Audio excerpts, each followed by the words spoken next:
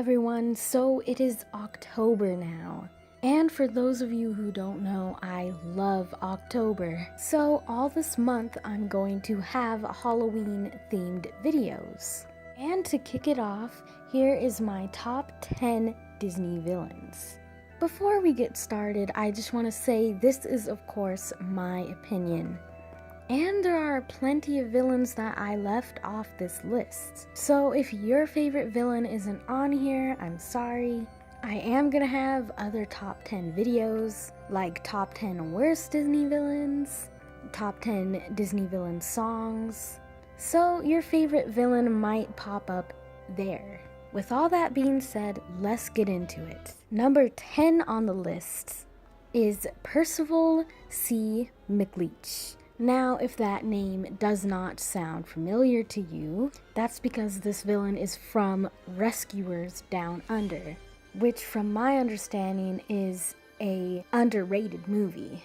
McLeish is a poacher, so that kinda says it all right there. But he even goes so far as to kidnap a kid after he finds out that Cody knows about this eagle he's after. So as a kid, I loved Rescuers Down Under. I'm not sure what the difference was, but I always turned to that one versus the original Rescuers. But I do think McLeish played a big part in that. There are plenty of scenes in the movie where he's intimidating and scary.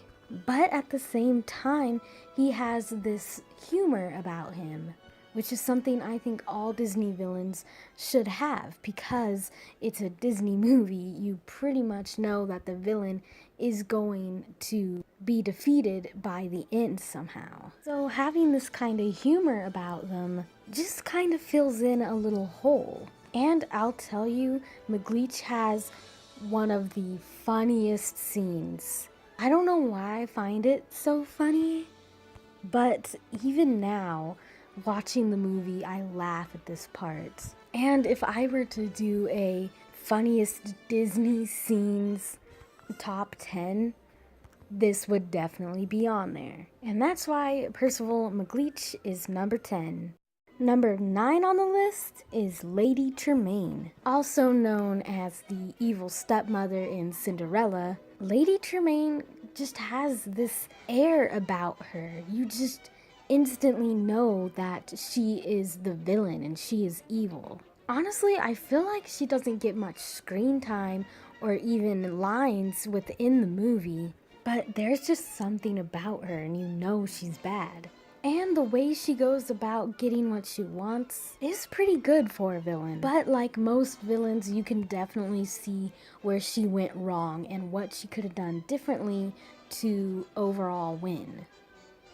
But that's why Lady Tremaine comes in at 9.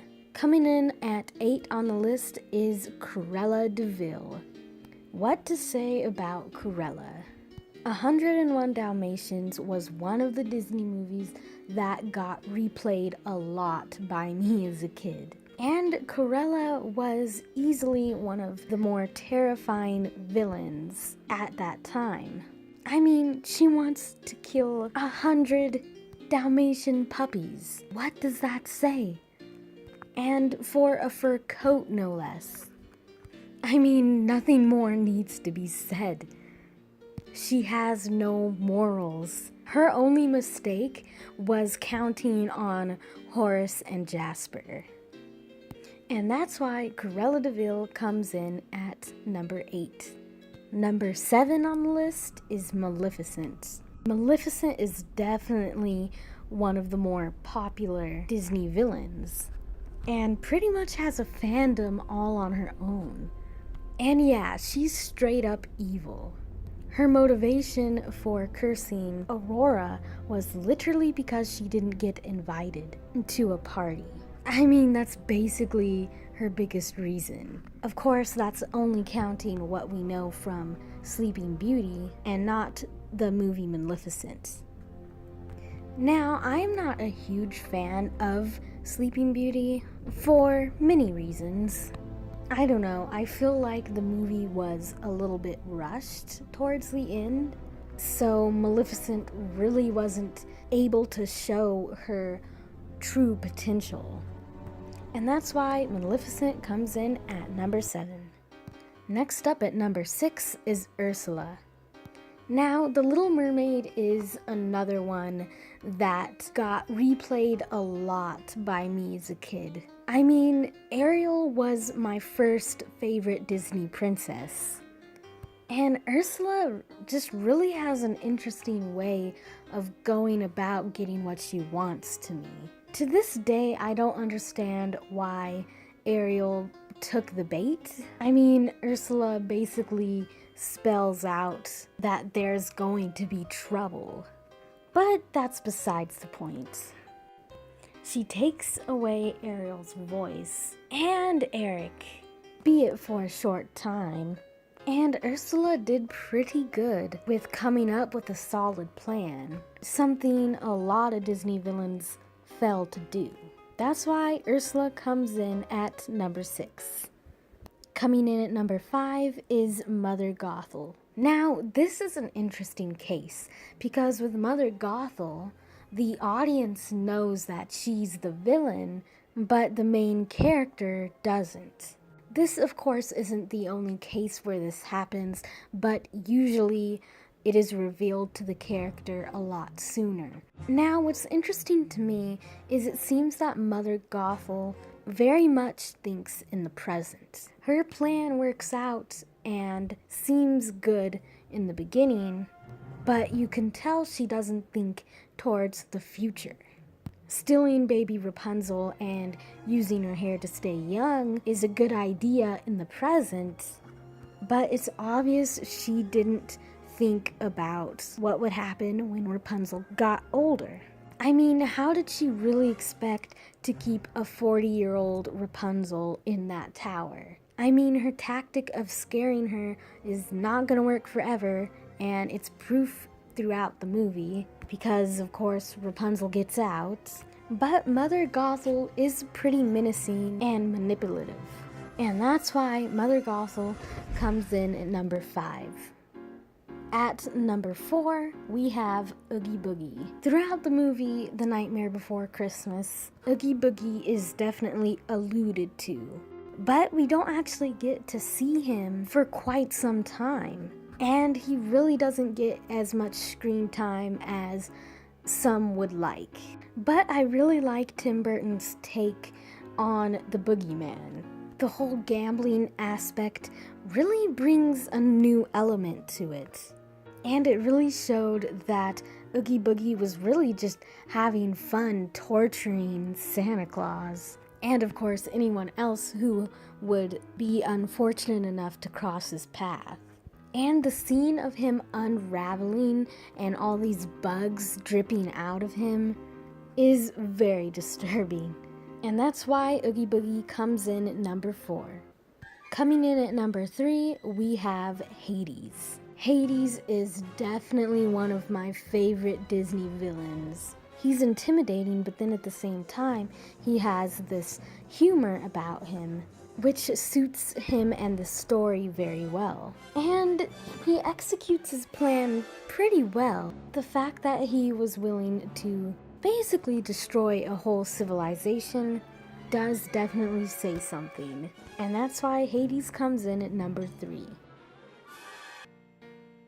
Coming in at number 2 is Judge Frollo from The Hunchback of Notre Dame. Again, this is one of the more underrated Disney movies, but Judge Frollo is a really interesting character. I mean, he's just this two-faced, self-righteous jerk. I mean, look at this. If that's not evil, I don't know what is. Not to mention his underlined feelings for Esmeralda.